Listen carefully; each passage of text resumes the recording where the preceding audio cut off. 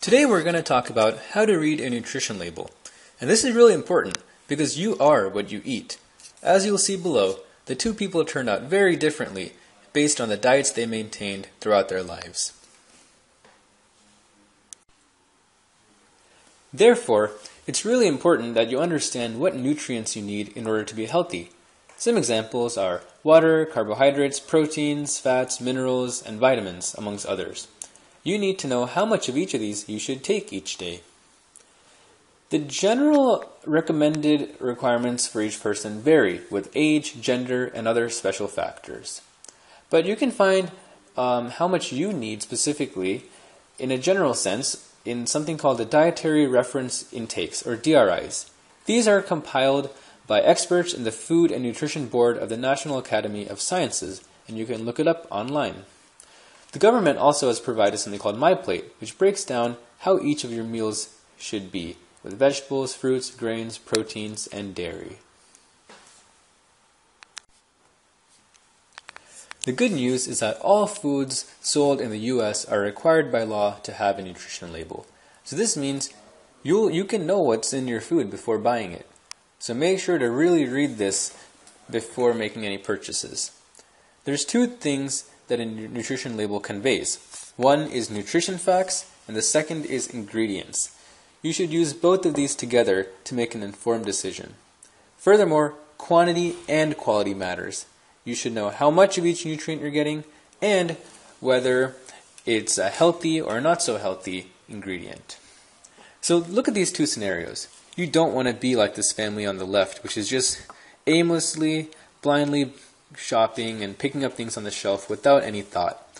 Rather, be like the man on the right. He's reading the label and making an informed decision before his purchase. There's no better way to understand how to read a nutrition label than by just going through a real one. So today we're going to look at plain Quaker oatmeal as an example. It's a very common breakfast item that many people eat, and it's really healthy. So we're going to start at the top with serving size. Then we're going to work our way down, looking at calories, fat, cholesterol, sodium, carbohydrates, proteins, vitamins, and ingredients. And hopefully after this, you should really understand how to look at a nutrition label. So as promised, we're going to start at the top with serving size. This is really one of the most important things to understand before even looking at a nutrition label. It sets the foundation. So let's define some terms. A serving is just a set portion of food. In this case, they have defined the serving as 1/2 of a cup of the oatmeal. And so there's multiple servings in the whole container. And this term is called servings per container. It just tells you how many of them are there in total. So here, if we look, there's 30. So there's 30 half cup servings in this container. But the key thing to know is that all the values listed in this label just talk about how much is in one serving. It's not the whole container, it's just one serving. So if you want to know how much of a certain category you're getting, you have to multiply the quantity you see on the label by the number of servings you eat. So let's do an example. If you eat 1.5 cups of oatmeal, how many calories did you eat? So 1.5 cups is 3 times half a cup. So that means that you have eaten 3 servings of the oatmeal. So as a result, let's see, there are 150 calories for one serving. So 3 times 150 is 450 calories. So if you ate 1.5 cups of this oatmeal, you'd have gotten 450 calories.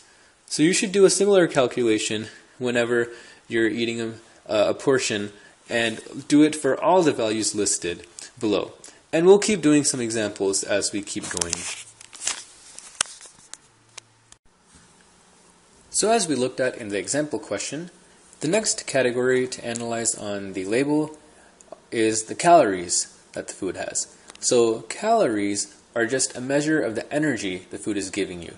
The actual scientific term, if you want to be precise, is called the kilocalorie. The amount of calories you need really depends on your age, gender, and lifestyle, amongst other circumstances. Here is a chart that WebMD has made that breaks down how many calories different types of people need for different circumstances. They looked at females, males, and children as the three main categories of people, and sedentary, which means not very active, to moderately active, and then active people. So as you can see, the more active you are, the more calories you need. And that's something to keep in mind. You should look at a chart like this, and it'll tell you how many calories you need each day, and that can inform your eating habits. So aside from just how many calories, it's very important to look at how healthy the calories you're eating are. You can have 400 calories of greasy, oily foods or 400 calories of healthy vegetables. That's important to keep in mind.